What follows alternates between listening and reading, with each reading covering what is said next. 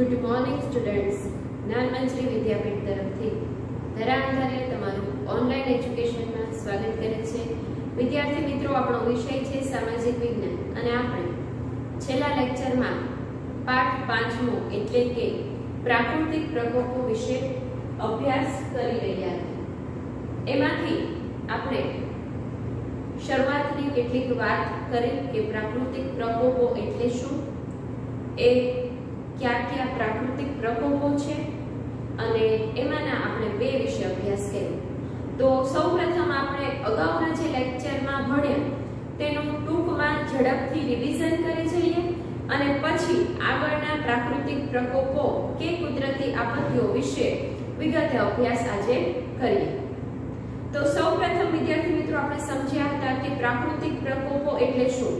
તો પ્રાકૃતિક પ્રકોપો એટલે આપણે ભણ્યા હતા, સમજ્યા હતા કે કુદરતી આપત્તિઓ અથવા તો આફત અથવા તો મુસીબત જે કુદરતી રીતે સર્જાય છે, જેમાં માણસનો કોઈ હાથ સીધો હોતો નથી.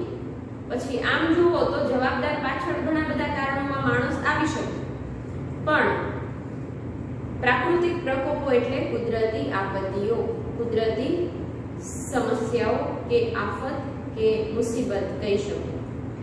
આ પ્રાકૃતિક પ્રકોપોના મુખ્યત્વે બે પ્રકાર આપણે જોયા હતા, જેમાં પહેલો પ્રકાર આપણે ભણ્યા હતા પૃથ્વીના પેટાળમાં કે આંતરિક ફેરફારના કારણે થતી આપત્તિઓ અથવા પ્રકોપો.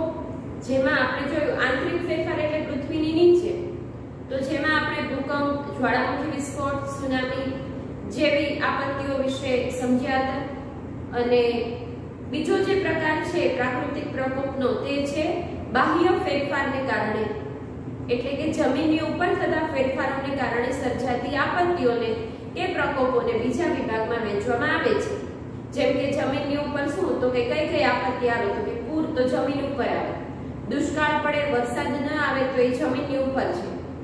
એવી રીતે દાવાનળ, જંગલોમાં આગ લાગે તો એ જમીનની ઉપર થતી આપત્તિ છે. ભૂસ્ખલન, જમીન છે નીચે ખસી જવી, તો એ પૃથ્વીની ઉપર થતી ઘટના છે. તો બાહ્ય ફેરફારના કારણે અને પૃથ્વીના આંતરિક ફેરફારના કારણે એમ પ્રાકૃતિક પ્રકોપોને બે પ્રકારે સમજી હતી. એ સિવાય તમને એવો પણ પ્રશ્ન પૂછાય કે મેં આની પહેલાના લેક્ચરમાં સમજાવ્યું હતું કે આગાહી કરી શકાય તેવી આપત્તિઓ જણાવો અને જેની આગાહી ન થઈ શકે તેવી આપત્તિઓ સમજાવો. તો આપણે જે પહેલી આપત્તિ ભણ્યા, જે ભૂકંપ છે, એની કોઈ આગાહી ન કરી શકે. કોઈ એવું કહી ન શકે કે આ તારીખે આટલા વાગે ભૂકંપ આવવાનો છે કે ધરતીકંપ આવવાનો છે, કારણ કે પૃથ્વીના પેટાળમાં અંદર થતી હિલચાલના કારણે અથવા તો જે ભૂસંચલન પ્રક્રિયા છે તેને કારણે જે પ્રક્રિયામાં ડિસ્ટર્બન્સ ઊભું થાય છે એટલે એ અસમતુલા થઈ જાય છે અને એના લીધે આ કંપન થાય છે. તો એની કોઈ આગાહી ન હોય, બરાબર. તો વિદ્યાર્થી મિત્રો, આવી રીતે પણ પ્રશ્ન પૂછાય કે આગાહી કરી શકાય તેવી આપત્તિઓ અને આગાહી ન કરી શકાય તેવી આપત્તિઓ વિશે જણાવો. તો ધરતીકંપ કે ભૂકંપની આગાહી ન થાય, જ્યારે પૂરની આગાહી કરી શકાય કે વરસાદનું અનુમાન કાઢીને કે વરસાદ જે ધોધમાર પડતો હોય તેના આધારે એવું આપણે આગાહી કરી શકાય કે અનુમાન કાઢી શકાય કે પછીના કલાકોમાં કે એકાદ બે દિવસમાં નદી કિનારાના વિસ્તારોમાં એ પાણી છે ફરી વળી શકશે અને પૂર જેવી પરિસ્થિતિ થાય તો એની આગાહી થઈ શકે. તો વિદ્યાર્થી મિત્રો, એવી રીતે પણ આ પ્રાકૃતિક પ્રકોપો કે કુદરતી આપત્તિઓને એ બે વિભાગમાં બીજા પણ વહેંચી શકાય. એમાંની આપણે પ્રાકૃતિક પ્રકોપોમાંની કેટલીક આપત્તિઓ વિશે સમજ મેળવી હતી, જેમાંની એક પહેલી જે હતી એ ભૂકંપ અને ધરતીકંપ છે. જેમાં આપણે ભણ્યા હતા કે આકસ્મિક રીતે થતી જે ધ્રુજારી છે તેને ભૂકંપ કહેવાય, બરાબર. અને એ ભૂકંપ છે એ ભૂકંપ કેન્દ્ર જ્યાં આવેલું હોય ત્યાં આગળ ભૂકંપની અસર વધારે અનુભવાય છે. ભૂકંપ કેન્દ્ર છે એનાથી નજીકનું સ્થળ એટલે ભૂકંપ નિર્ગમન કેન્દ્ર. ભૂકંપની તીવ્રતા કે વેગ માપવાનો હોય કે ભૂકંપનું કેન્દ્ર જાણવું હોય તો એ માટે એક મશીન આવે છે, એને ભૂકંપ આલેખક કહેવામાં આવે છે અથવા તો જેને સિસ્મોગ્રાફના નામે ઓળખવામાં આવે છે. અને ભૂકંપના થવાના 3 કારણો આપણે ભણ્યા હતા, જેમાંનું પહેલું હતું જ્વાળામુખીજન્ય ભૂકંપ, બીજું હતું વિભંગજન્ય ભૂકંપ અને ત્રીજું હતું ભૂસંતુલનજન્ય ભૂકંપ. અહીંયા સુધીની વાત આપણે કરી અને જ્વાળામુખી વિસ્ફોટની પણ ટૂંકમાં વાત કરી હતી. તો આજે આપણે વિગતે ફરી વખત પાછા જ્વાળામુખી વિસ્ફોટ વિશે સમજ મેળવીએ અને મહત્વના મુદ્દાઓ હું બોર્ડ ઉપર લખતી જઈશ, જેથી તમારે પણ એ મહત્વના મુદ્દાઓની નોંધ કરવી હોય તો કરી શકો કે સ્ક્રીનશોટ લઈ શકો. તો આજનો આપણો પ્રાકૃતિક પ્રકોપ જે ભણવાના છે તે પહેલું છે જ્વાળામુખી.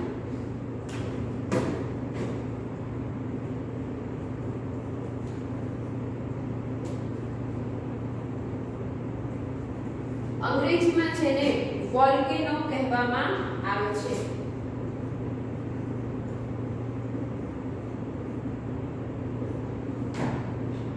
ટૂંકમાં કાલે આપણે થોડી વાત કરી હતી, પણ વિગતે અભ્યાસ આપણે પછીના લેક્ચરમાં કરશું એવું મેં તમને કીધેલું હતું.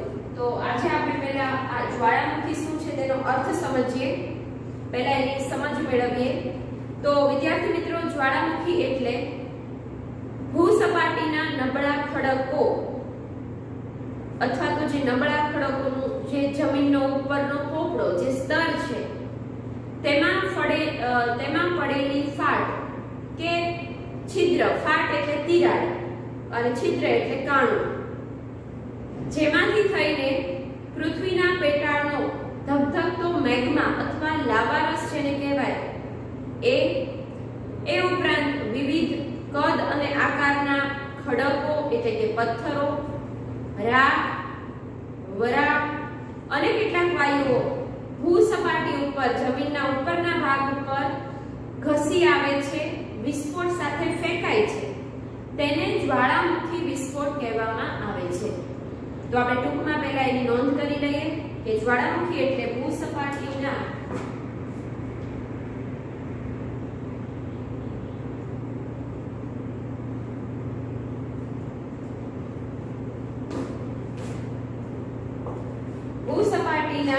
નબળા ખડક સ્તરોમાં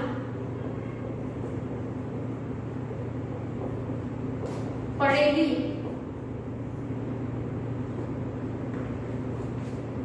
ફાટ કે છિદ્ર, ફાટ એટલે તિરાડ કે છિદ્ર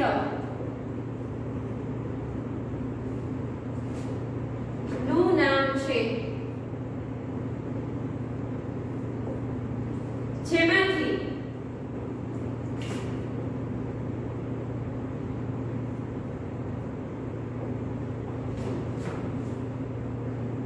થઈને પેટાળનો ધગધગતો એટલે ગરમ મેગ્મા કે જેને લાવારસ કહીએ છીએ તે મેગ્મા, એ ઉપરાંત વિવિધ કદ અને આકારના ખડકો,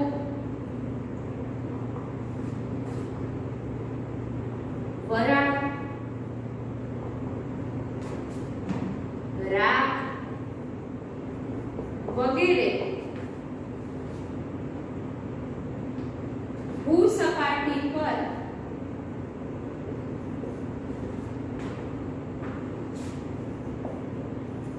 ઘસી આવે છે, તેને જ જ્વાળામુખી વિસ્ફોટ કહેવામાં આવે છે. તેને જ એટલે પછી તમે વાક્ય પૂરું સમજી લેજો.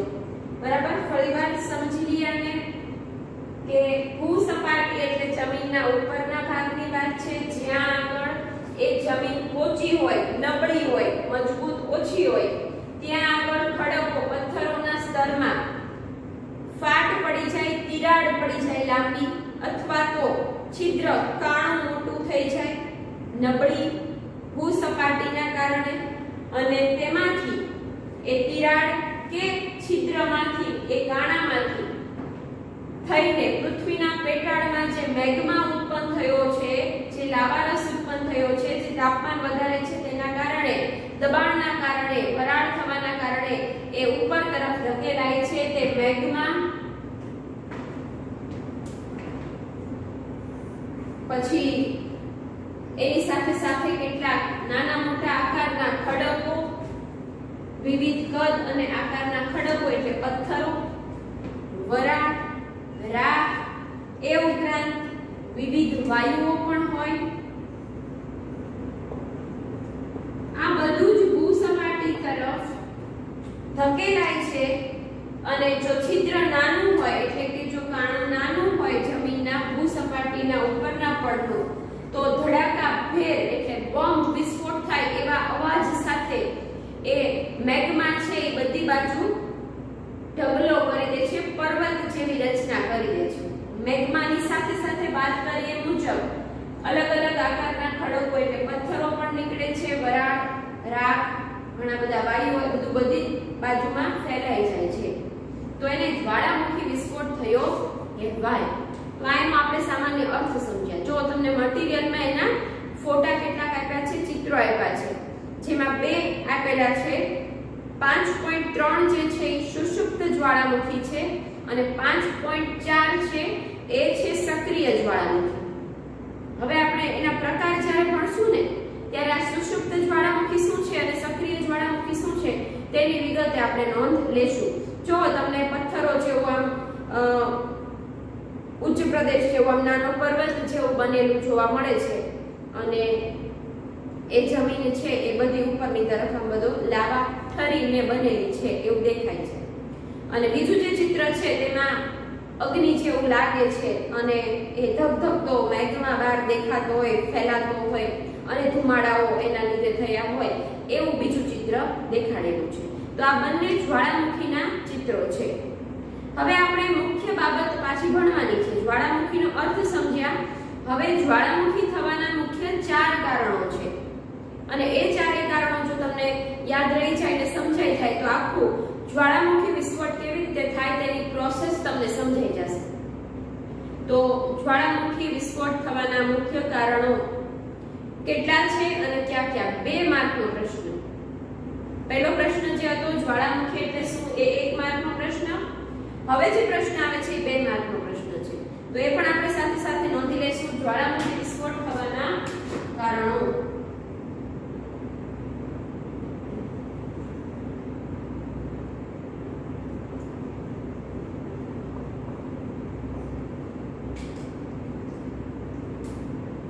તો મુખ્યત્વે 4 કારણોમાં પહેલું કારણ છે લખતા જઈએ અને સમજતા જઈએ. પૃથ્વીના પેટાળનું તાપમાન. તો આપણે અગાઉ વાત કરી હતી બીજા પાઠમાં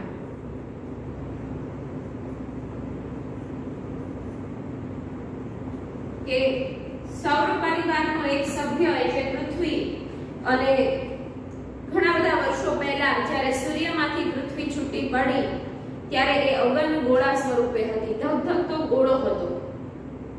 પરંતુ સમય જતાં ધીરે ધીરે એ પૃથ્વીનો ગોળો ઠરવા લાગ્યો અને એ જે સફરજનની છાલ જેટલો ભાગ છે એ ઠર્યો છે.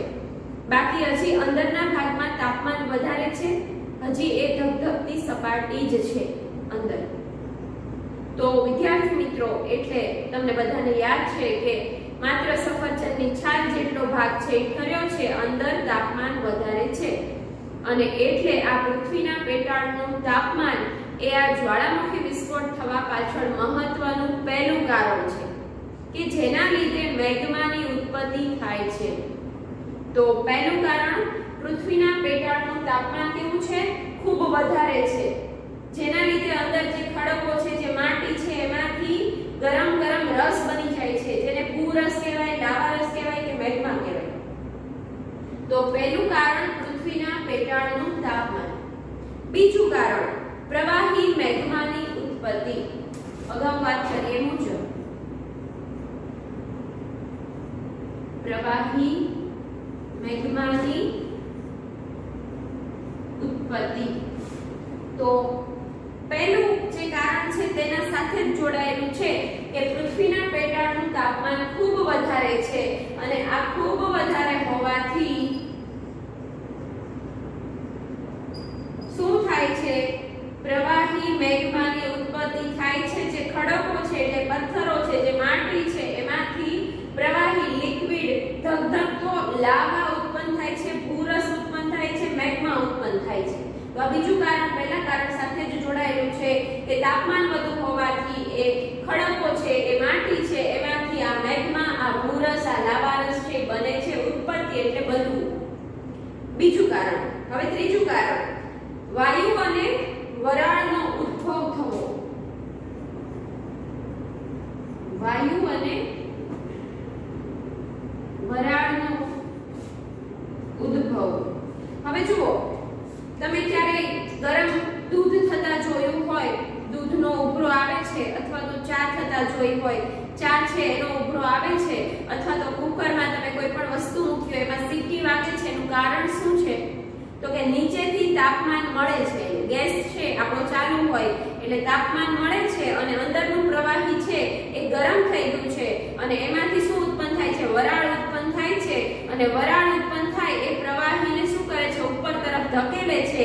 એટલે જ તે દૂધ છે એ ગરમ થાય છે ત્યારે ઉભરો આવે છે અને ચા છે એને તમે ગરમ કરો, ચાને તમે કરતા હો ત્યારે ઉભરો આવે છે. એનું કારણ જ આ છે ને કુકરમાં સીટીઓ વાગે છે. તો એક વરાળ અને વાયુનો ઉત્પન્ન થવાથી આ પ્રક્રિયા રસોઈમાં થતી હોય છે. કદાચ ન જોયું હોય તો તમે જ્યારે મમ્મી રસોઈ કરતી હોય ત્યારે જોજો, અથવા દૂધ ગરમ કરવાનું હોય ત્યારે જોજો. શું થાય છે? તો કે નીચેથી તાપમાન મળે છે, અંદર પ્રવાહી છે એ જે ઉત્પન્ન થયું છે, આપણે તો અહીંયા જમીનની અંદર ઓલરેડી મેગ્મા કે પૂરસ ઉત્પન્ન થઈ ગયો છે. તો એ જે મેગ્મા છે એ ગરમ પ્રવાહી ઉપર તરફ ધકેલાય છે કારણ કે તાપમાન મળવાથી શું એમાંથી ઉત્પન્ન થાય છે? વરાળ અને વાયુ ઉત્પન્ન થાય છે અને એના લીધે ઉભરો આવે છે. ચા કોફી બનાવો ત્યારે અથવા તો દૂધ ગરમ કરો ત્યારે અને કુકરમાં સીટી વાગે છે. તો એ ત્રીજું કારણ છે વાયુ અને વરાળનો ઉદ્ભવ થવો. અને આ જે વરાળ અને વાયુ ઉદ્ભવ થયું છે અથવા વરાળ અને વાયુ જે ઉત્પન્ન થયા છે તેના લીધે આ જે બીજો ભાગમાં જે ઉત્પન્ન થયું છે ને એટલે કે જે મેગ્મા છે ને એ ક્યાં મોકલે છે? એને ધકેલે છે. તો કે એ ભૂસપાટી તરફ મેગ્માને મોકલે છે, એનું વહન કરે છે. એટલે મેગ્મા છે ઉપરની પૃથ્વીની સપાટી ઉપર ધકેલાય છે અને ધક્કો લાગવાથી આપણે અગાઉ વાત કરી કે જે પડેલી ફાટ હોય છે એટલે કે તિરાડ અથવા તો જે છિદ્ર છે એ જે નબળો ખડકનો વિસ્તાર છે તેમાંથી થઈને આ મેગ્મા ને બધું બહાર આવે છે અને વિસ્ફોટ સાથે ક્યારેક થતું હોય છે. તો ચોથું કારણ, મહત્વનું કારણ કે મેગ્મા કે લાવારસનું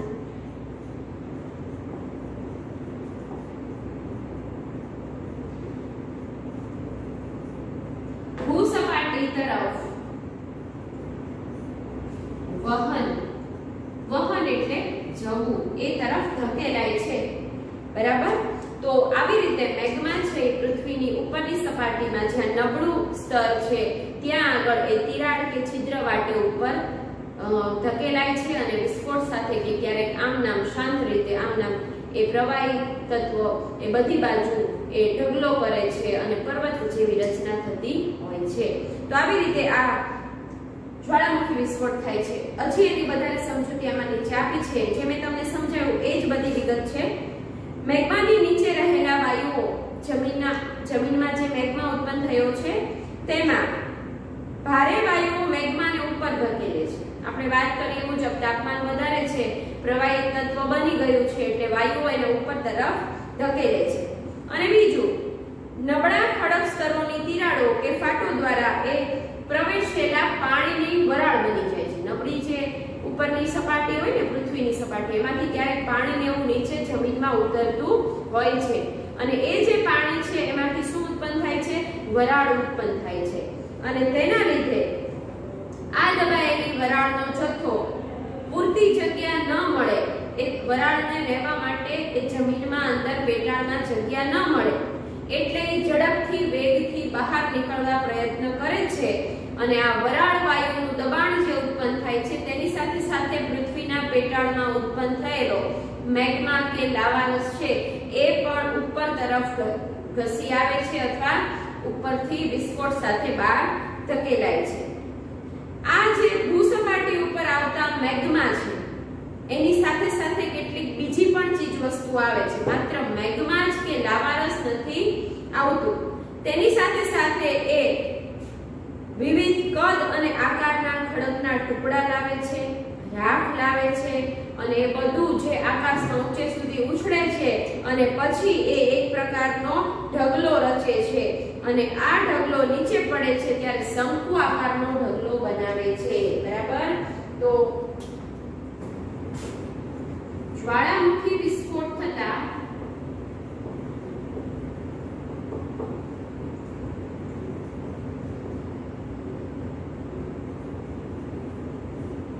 શંકુ આકારનો ઢગ એટલે ઢગલો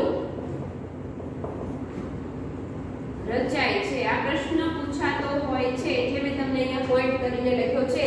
જે જ્વાળામુખી વિસ્ફોટ થાય છે તેમાં મેગ્મા, લાવારસ, રાખ, ખડકો એ બધું જે વિસ્ફોટ સાથે બહાર આવે કે શાંત રીતે જે બહાર આવે છે ને ત્યારે કેવા આકારનો ઢગ કે ઢગલો રચાય છે, તો ખાસ એ બાબત યાદ રાખજો, શંકુ આકારનો ઢગલો રચાય છે।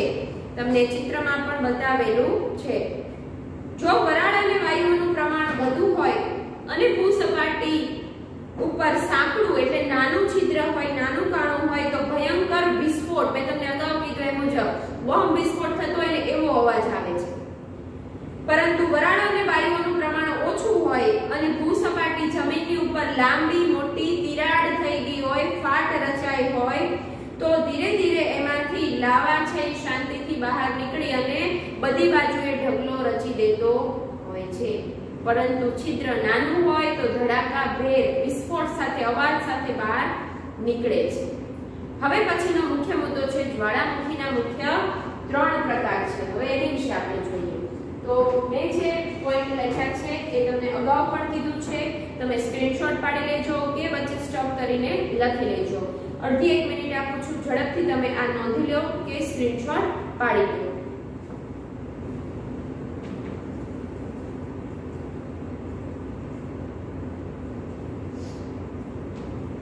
ઓકે, તમે બધાએ એ સ્ક્રીનશોટ પાડી લીધો હશે કે સ્ટોપ કરીને લખી લીધું હશે। હવે આપણે જ્વાળામુખીના 3 પ્રકારો જોઈએ।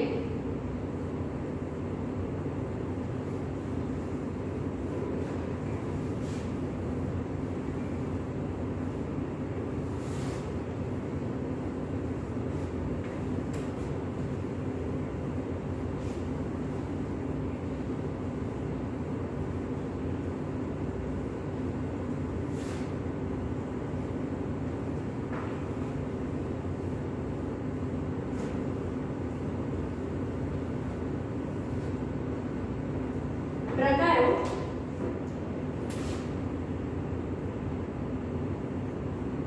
ત્રણ પ્રકાર છે।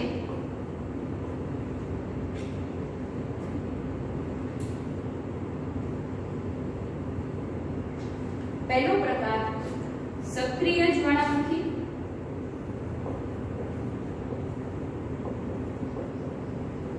બીજો પ્રકાર છે સુષુપ્ત જ્વાળામુખી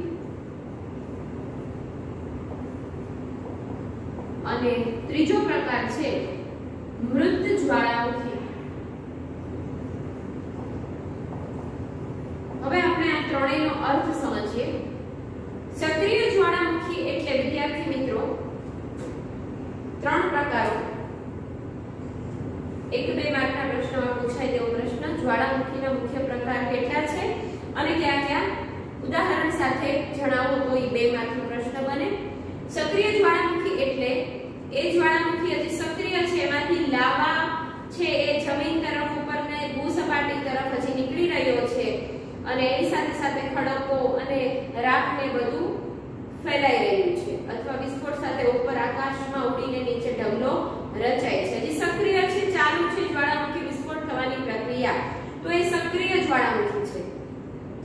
પરંતુ વિદ્યાર્થી મિત્રો સુષુપ્ત જ્વાળામુખી છે એ જ્વાળામુખી અમુક સમય માટે એ વિસ્ફોટ થવાનું, એમાંથી મેગ્મા નીકળવાનું અમુક સમય પૂરતું એ બંધ થઈ જાય છે અને પછી પાછો એકાએક એ લાવારસ છે, મેગ્મા છે, બહાર તરફ પાછો ધકેલાવા લાગે છે, તો એને સુષુપ્ત જ્વાળામુખી કહેવાય।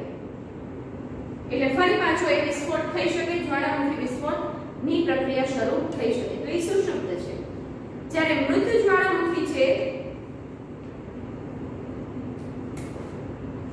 એ મૃત જ્વાળામુખી એટલે એમાંથી જે જ્વાળા કે લાવા જે નીકળવાની પ્રક્રિયા છે એ બંધ થઈ ગઈ છે અને એ જે લાવા છે એ ઠરી ગયો છે અને પછી ક્યારે એમાં વિસ્ફોટ થવાની કે આગળ ફરી પાછો લાવારસ નીકળવાની શક્યતા ન હોય, તો એ મૃત જ્વાળામુખી છે.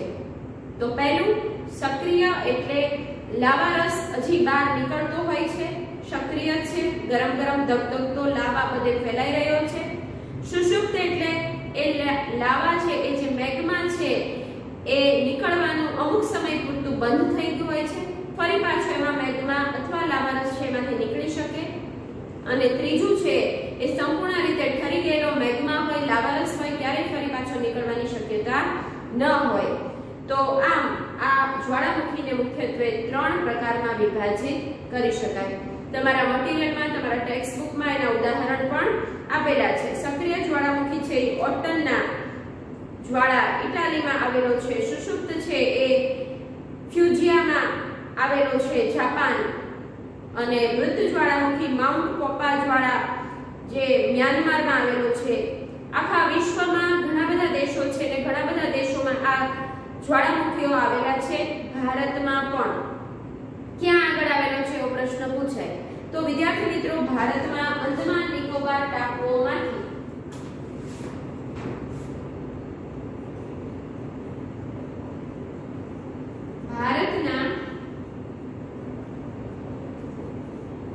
અંદમાન નિકોબાર ટાપુઓમાં બેરન ટાપુ પર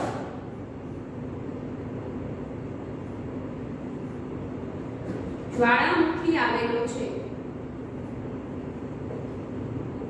તમને પ્રશ્ન પૂછાય કે ભારતમાં ક્યાં આગળ જ્વાળામુખી આવેલો છે તો અંદમાન નિકોબાર જે ટાપુઓ છે તેમાં બેરન ટાપુ પર ખાસ કરીને આ જ્વાળામુખી છે એ આવેલો છે. તો 1 માર્કનો પ્રશ્ન છે એટલે મેં આ લખ્યું છે. તો તમે પણ યાદ રાખજો, લખી લેજો જરૂર જણાય તો આવી રીતે આ અંદમાન નિકોબાર ટાપુઓમાં બેરન ટાપુ ઉપર આ જ્વાળામુખી આવેલો છે. જ્વાળામુખીનો વિસ્ફોટ જે પ્રદેશમાં થાય છે ત્યાં સ્થાનિક વિસ્તારમાં આજુબાજુમાં રહેતા લોકોમાં ભારે વિનાશ થાય છે, કારણ કે બધું જ એ મેગ્માને ઠરતા ઘણા બધા વર્ષો લાગી જતા હોય છે. એટલે ત્યાં આસપાસમાં જે આર્થિક પ્રવૃત્તિઓ છે એ ન થઈ શકે, ત્યાં તાપમાન વધી જાય એટલે લોકો એ જગ્યાથી નજીકમાં રહી પણ ન શકે, એટલે વસવાટનો પણ પ્રશ્ન ઊભો થાય અને બીજા પણ કેટલાક પ્રશ્નો ઊભા થતા હોય છે.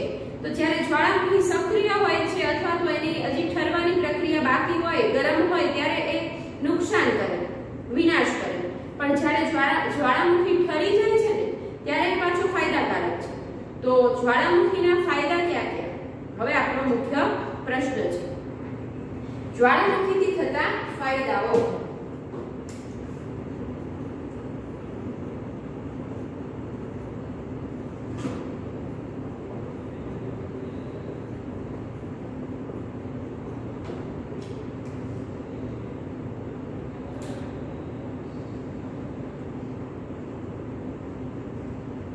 તો પહેલો ફાયદો કે જ્યારે જમીન આ લાવાની મેગ્માની એ જે ફેલાયું હોય એ લાવા પથરાતા જમીન છે ને એ ખૂબ જ ફળદ્રુપ થઈ ગઈ, એટલે ફળદ્રુપ જમીનમાં ખેતી છે એ સારી રીતે કરી શકીએ, મબલક પાક લઈ શકાય છે, ખેત ઉત્પાદનમાં વધારો થાય અને અંતે એ ખેડૂતોને મદદ થાય.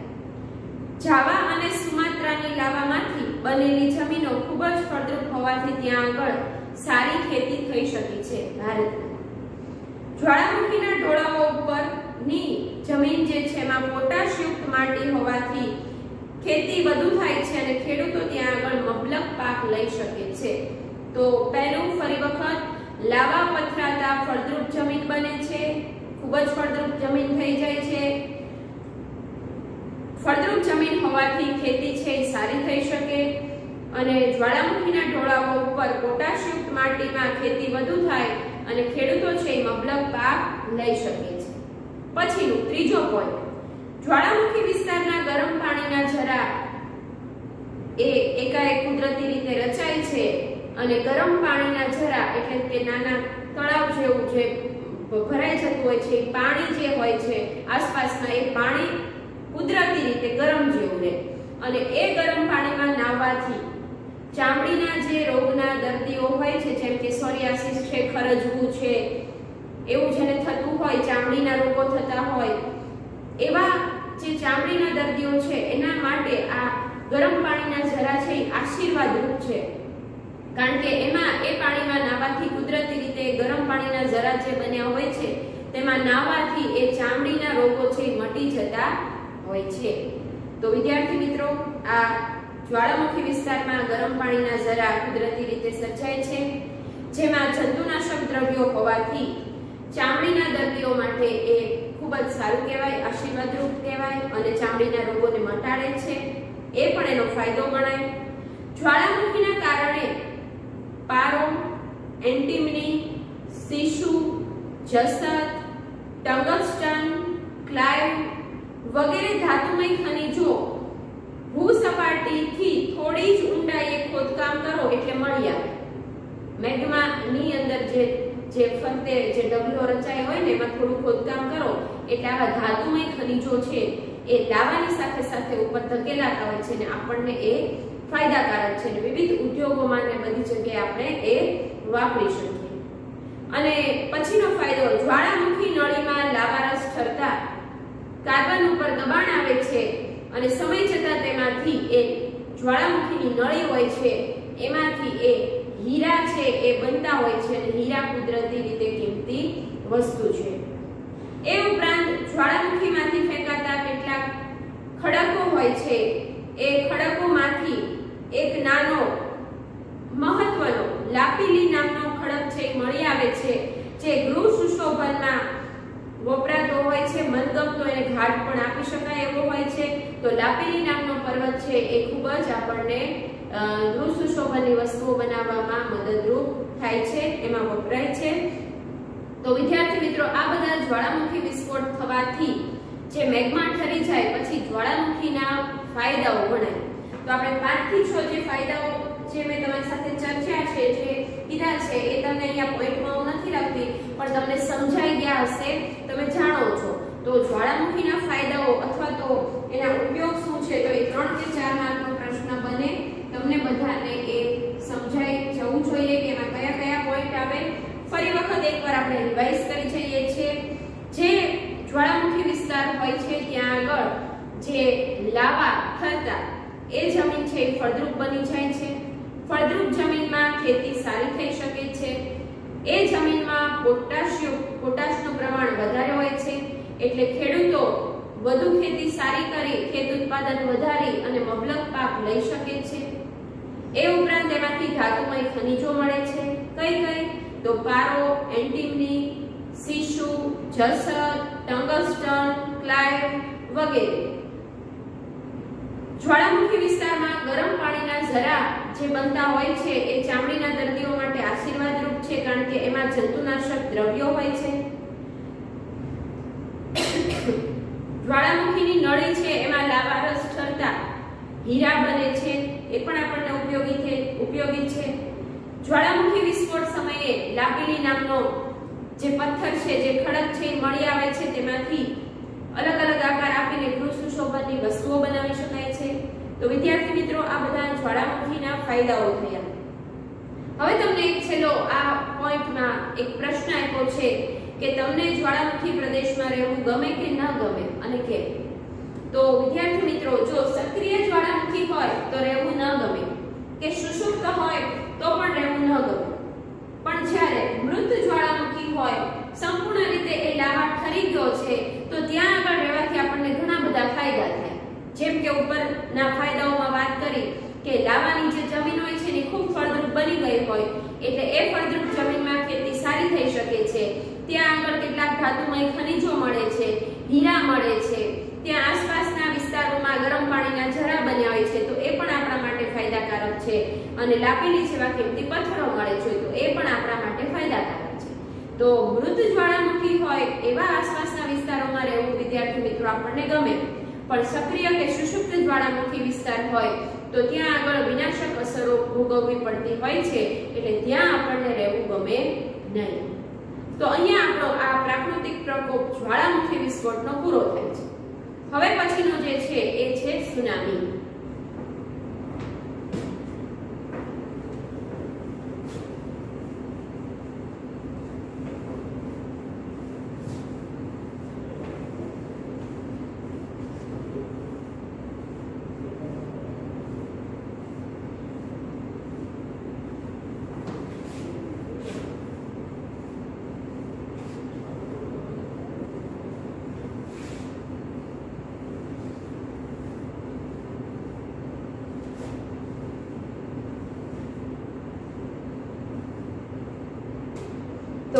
પછીનો પ્રાકૃતિક પ્રકોપ એટલે સુનામી.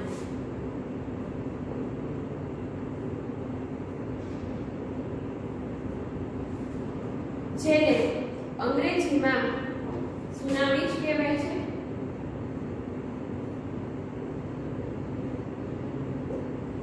બોલવામાં ત આવતો નથી, ત સુનામી બોલતા નથી. સુનામી તરીકે જ એ ઓળખાય છે અને બોલાય છે. એનો ઉચ્ચાર જ એવી રીતે થાય છે. તો સુનામી જે શબ્દ છે એ જાપાનીઝ ભાષાનો શબ્દ છે. સુ અને નામી બે શબ્દનો બનેલો છે. સુ અને નામી. સુ એટલે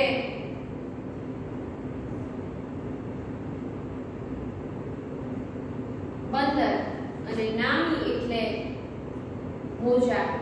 મોટા મોટા મોજા એટલે સુનામી. જાપાનીઝ ભાષાનો શબ્દ છે.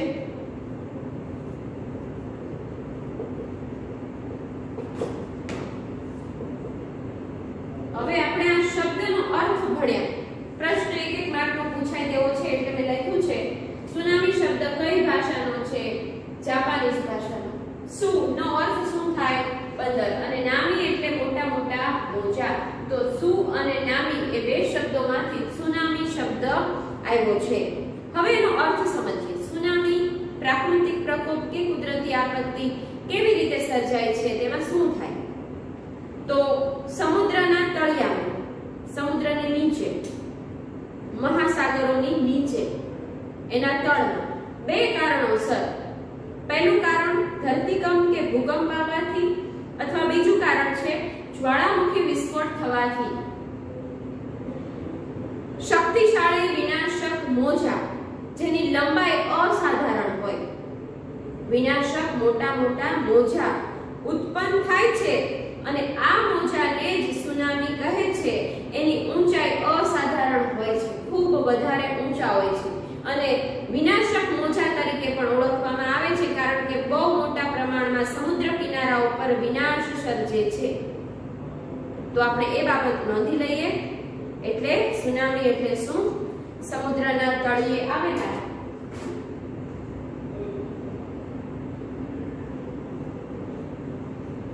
अर्थ के व्याख्या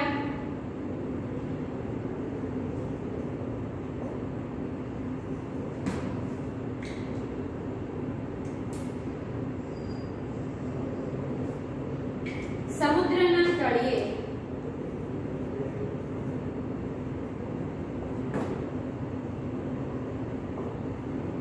ज्वालामुखी विस्फोट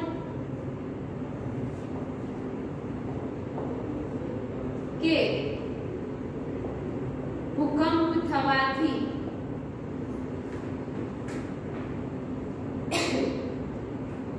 समुद्रनी सपाटी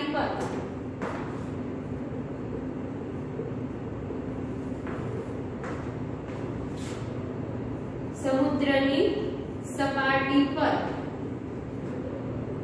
मोजा उत्पन्न थाय छे.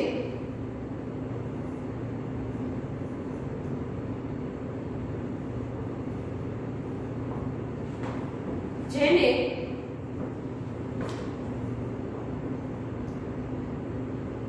आ मोजाने सुनामी कहे छे. અને આ મોજા કેવા હોય છે? વિનાશ સર્જે છે એટલે વિનાશક મોજા કહેવાય છે. બરાબર. સુનામીનો અર્થ, સુનામી કયા કારણોસર થાય? સમુદ્રના તળિયામાં, સમુદ્રની નીચે. અગાઉ આપણે વૃદ્ધાવરણ વિશે અભ્યાસ કર્યો, જલાવરણ વિશે અભ્યાસ કર્યો ત્યારે આપણે જાણ્યું હતું કે સમુદ્રની નીચે પણ આપણે જેમ અહીંયા ભૂસપાટી છે એવી જ સપાટી આવેલી છે, અલગ અલગ ભૂપૃષ્ઠ જોવા મળે છે. તો સમુદ્રના તળિયામાં પણ કંઈક ભૂસંચલન પ્રક્રિયા થાય અને જેના લીધે ત્યાં આગળ જ્વાળામુખી વિસ્ફોટ થાય કે ધરતીકંપ થાય. તો એવા સમયે આ પહેલું કારણ. બીજું કારણ ભૂકંપ થવાથી. તો આ બે કારણોસર સમુદ્રની ઉપરની સપાટી ઉપર, સમુદ્રના તળિયામાં આ બે પ્રક્રિયા થાય, જ્વાળામુખી વિસ્ફોટ થાય કે ભૂકંપ થાય અને તેના લીધે સમુદ્રની ઉપરની સપાટી ઉપર મોટા મોટા મોજા ઉત્પન્ન થાય છે ને આ મોજાને જ સુનામી કહેવાય છે. ને આ વિનાશક મોજાની લંબાઈ અસાધારણ હોય છે, ખૂબ જ ઊંચા હોય છે અને સમુદ્ર કિનારા ઉપર ખૂબ જ મોટો વિનાશ સર્જતા હોય છે. તેથી સુનામીને વિનાશક મોજા તરીકે પણ ઓળખવામાં આવે છે. બીજા કયા નામે ઓળખવામાં આવે છે સુનામીના મોજાને? વિનાશક મોજા. વિનાશ સર્જે છે એટલે વિનાશક મોજા. આ મોજાની લંબાઈ આશરે કેટલી હોય છે? 700 થી 1600 કિલોમીટર જેટલી હોય છે. 700 થી 1600 કિલોમીટર જેટલી લંબાઈ અને ખૂબ જ ઝડપથી લાંબુ અંતર કાપનારા મોજા હોય છે. એટલે ઝડપથી એ કિનારા તરફ આવી જતા હોય છે અને વિનાશ સર્જતા હોય છે. ઝડપી અને લાંબુ અંતર કાપીને આ પ્રકારના મોજા છે એ સમુદ્ર કિનારા ઉપર ખૂબ જ દૂર દૂર સુધી પહોંચે છે અને મોટી હોનારત સર્જે છે. જાપાનમાં જે 11મી માર્ચ 2011 માં સુનામીની ઘટના ઘટી ત્યારે ખૂબ જ મોટો વિનાશ સર્જાયો હતો. તો સુનામીની કેટલીક અસરો વિશે તમને પણ પૂછાય. આમાં જે વિગત આપી છે તો આપણે એ બાબત પણ સાથે સાથે નોંધી લઈશું કે જાપાનમાં સુનામી ક્યારે સર્જાઈ હતી? તો 11મી માર્ચ 2011. તેનો વિડિયો YouTube પર છે, તો તમે જાપાન સુનામી લખશો એટલે તમને એનો આખો વિડિયો બતાવવામાં આવશે. 8 થી 10 મિનિટનો છે. વિદ્યાર્થી મિત્રો એ તમે જોજો. તો એ વિડિયોમાં બતાવ્યું છે કે સામાન્ય રીતે સમુદ્ર કિનારા તરફ જે વસ્તી હોય છે ત્યાં ઘણા બધા ઘર હોય છે, ઘણી બધી ઊંચી ઊંચી બિલ્ડિંગો હોય છે, ત્યાંથી રસ્તો પસાર થતો હોય છે સમુદ્ર કિનારામાં બાજુમાંથી. તો એ રસ્તો છે એ 2 થી 5 મિનિટમાં એ સુનામીના મોજા ઉત્પન્ન થાય છે અને નજીકના સ્થળોએ આવી જાય છે અને કિનારા ઉપર જળ ત્યાં સ્થળ એવું થઈ જાય છે. સ્થળ ત્યાં જળ, કારણ કે જે રસ્તો હોય છે એ દેખાતો નથી, ઘર છે બધા તણાઈ જાય છે, માણસો અને જાન અને માલની ખૂબ મોટી હાનિ થાય છે. આવો એક વિડિયો એ YouTube પર તમને જોવા મળશે. અત્યારે ઇન્ટરનેટનો જમાનો છે, તમે બધા ઓનલાઈન એજ્યુકેશન લઈ રહ્યા છો, તો તમને બધાને સર્ચ કરતા જરૂરથી આવડતું હશે. તો ખાસ તમે એ જોજો જેથી કરીને તમને આ સુનામી નામનો પ્રાકૃતિક પ્રકોપ કે કુદરતી આપત્તિ વધુ સારી રીતે સમજી શકો. એ સિવાય વિદ્યાર્થી મિત્રો હિન્દ મહાસાગરમાં પણ આ સુનામીની ઘટના ઘટી હતી જે 26મી ડિસેમ્બર 2014 ના રોજ થઈ હતી. તેની અસર ઘણા બધા દેશોને થઈ હતી. તો એ બાબત પણ આપણે નોંધી લઈએ. હિન્દ મહાસાગરમાં 26 ડિસેમ્બર 2004 ના રોજ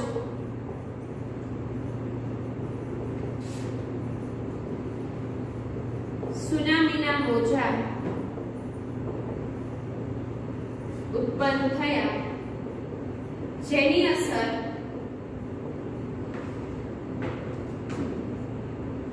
ભારત, શ્રીલંકા,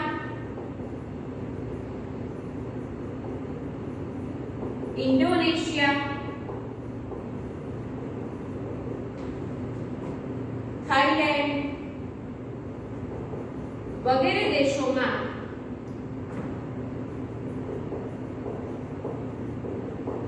થઈ હતી. તો એક બે તમને ઉદાહરણ એટલા આપ્યા છે કે તમને ખ્યાલ આવે કે આ સમુદ્રમાં અને મોટા મોટા મહાસાગરોમાં આવી રીતે જ્યારે મોજા ઉત્પન્ન થાય છે અને આવી કોઈ ઘટના ઘટે છે તો એની અસર સમુદ્ર કિનારા ઉપર થતી હોય છે અને એની અસર એક નહીં પરંતુ ઘણા દેશોને પણ થઈ શકે. તો આપણા ભારતને પણ આ 2004 માં એનો સામનો કરવો પડ્યો હતો અને બીજા દેશોને પણ એની અસર થઈ હતી. જાપાનમાં સુનામી ક્યારે આવી એવો પ્રશ્ન પૂછાય તો 11મી માર્ચ 2011 માં મોટી હોનારત સર્જાઈ હતી. એટલે મોટા પાયે એ નુકસાન થયું હતું, વિનાશ થયો હતો અને ફરી પાછા જાપાનને એ આજુબાજુના વિસ્તારોને આખા જાપાનને આમ તો કહી શકો એને ઊભા થતા ઘણો બધો સમય લાગી ગયો હતો. આ બે કારણો તો આપણે જાણ્યા હતા કે જ્વાળામુખી વિસ્ફોટ થાય કે ભૂકંપ આવે તો જ્વાળામુખી સુનામીની ઘટના સર્જાય. તો એ સિવાય પણ બીજા કેટલાક કારણો છે કે જેના લીધે સુનામીના મોજા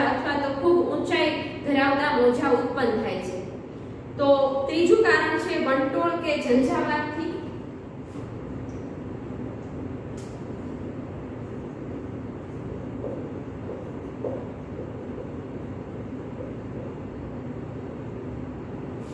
એટલે કે વાવાઝોડું કહી શકું. વંટોળ, વાવાઝોડું એ ત્રીજું કારણ છે.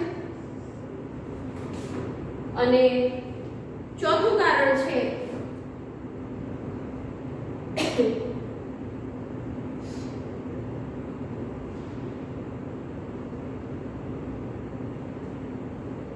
સમુદ્ર કિનારા તરફ સમુદ્રમાં કે સમુદ્ર કિનારે મોટા ખડકો કે હિમશિલા પડવાથી પણ એ મોટા મોટા મોજા ઉત્પન્ન થતા હોય છે. તો વિદ્યાર્થી મિત્રો, સુનામી મુખ્યત્વે બે જ કારણોસર થાય છે, પરંતુ ક્યારેક એવું બને કે સમુદ્ર કિનારા ઉપર કે સમુદ્રમાં એ તાપમાન છે માઈનસમાં ઘણી વખત થઈ જતું હોય, તો એના કારણે હિમશિલા રચાઈ જતી હોય છે. તમને ટાઇટેનિક પિક્ચર જો જોયું હોય તો ખ્યાલ હશે કે એ જે ટાઇટેનિક જે જતું હોય છે એ હિમશિલા સાથે ટકરાય છે, ભટકાય છે, ને એના લીધે જ એ અમુક ભાગમાં ડેમેજ થાય છે, ને એના લીધે જ ડૂબી જાય છે. તો ક્યારેક વિદ્યાર્થી મિત્રો એવી હિમશિલા કુદરતી રીતે આપોઆપ પાણીમાં કોઈ કારણોસર પડતી હોય છે, તો એ જોરથી પાણીમાં પડે એટલે પાણી છે ઉછળીને બહાર આવે, એટલે કે ત્યાં સમુદ્રમાં તો પાણી હોય એટલે એમાંથી મોટા મોટા મોજા ઉત્પન્ન થવા બનતા હોય છે. અને ક્યારેક એવું પણ બને કે સમુદ્ર કિનારે મોટા ખડકો હોય, એ ખડકો પડવાથી પણ સમુદ્ર કિનારે આવા મોજા ફેલાતા હોય છે, બનતા હોય છે અને પછી અસર કરતા હોય છે. જો આનો તમારે અનુભવ કરવો હોય ને આવું થાય કેવી રીતે, તો ડોલ આખી ભરી દેવાની અને એ ડોલમાં થોડા ઉપરથી એક પથરો છે, નાનો નહીં થોડો મોટા કદનો લેવાનો, એ મોટો પથરો નાખજો તો તમને આજુબાજુમાં એ મોજા જેવું ઉત્પન્ન થઈને બહાર પાણી છલકાશે એવો અનુભવ થશે. તો તેના લીધે પણ આવા મોજા ઉત્પન્ન થાય છે અને સમુદ્ર કિનારા ઉપર એ અસર કરતા હોય છે, તો વિનાશ સર્જતા હોય છે, એટલે એને વિનાશકારી મોજા કે પ્રલયકારી મોજા પણ કહેવામાં આવે છે. તો પ્રશ્ન ફરી વખત પાછો પૂછાય દેવો, વિનાશકારી મોજા તો આપણે લખ્યું હતું, પણ પ્રલય સર્જે છે એટલે પ્રલયકારી મોજા પણ કહે છે. બરાબર? તો સુનામી વિશે લગભગ તમને બધાને ખબર પડી ગઈ હશે. સુનામી છે તે કુદરતી આપત્તિ છે, એ આગાહી કરી શકાય તેવી છે.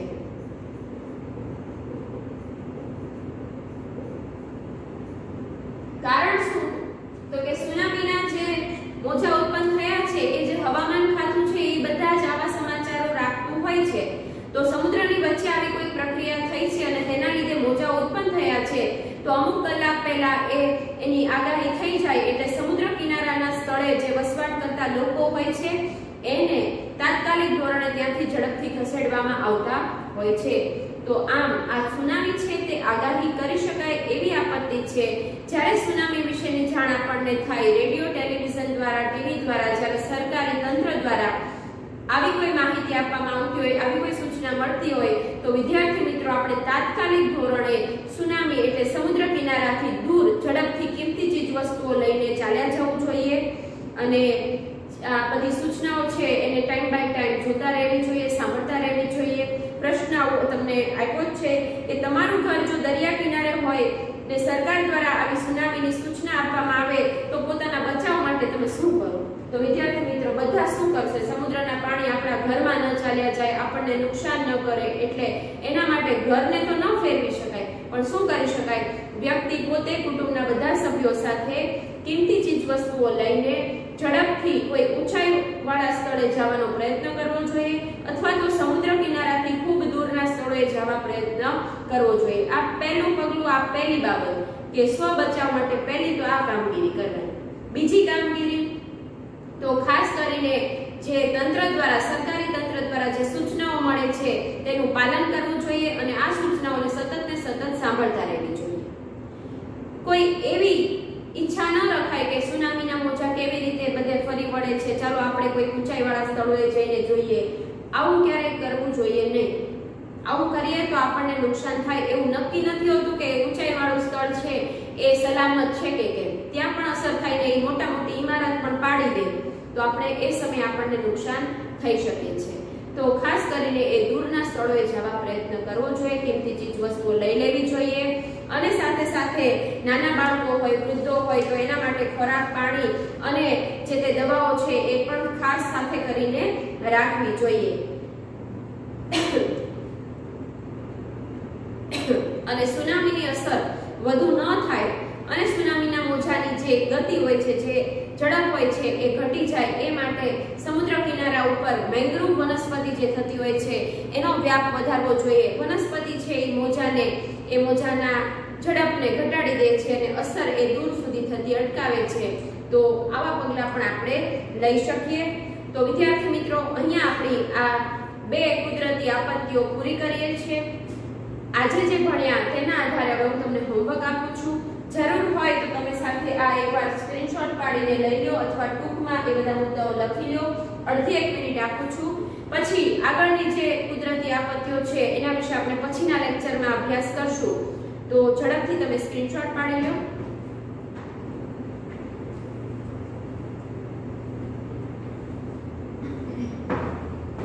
ઓકે, બધાએ સ્ક્રીનશોટ પાડી લીધો હશે, તે લખી લીધું હશે.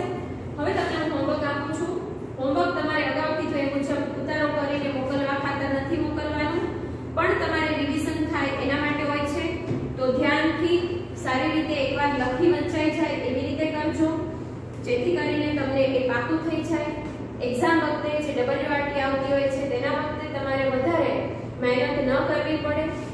અને લેક્ચર દરમિયાન કદાચ કંઈ ન સમજાયું હોય તો મને ડાઉટ પૂછવા માટે સાંજે 7 થી 8 ના સમયમાં ફોન કરીને ડાઉટ સોલ્વ કરી લેવા અને પૂછી લેવું.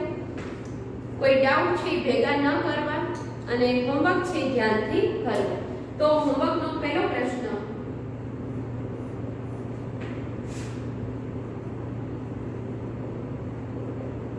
જ્વાળામુખી વિસ્ફોટ થવાના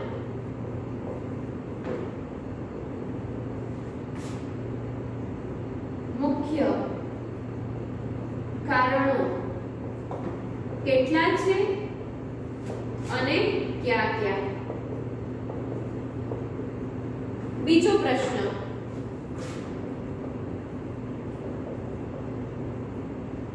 જ્વાળામુખીના પ્રકારો કેટલા છે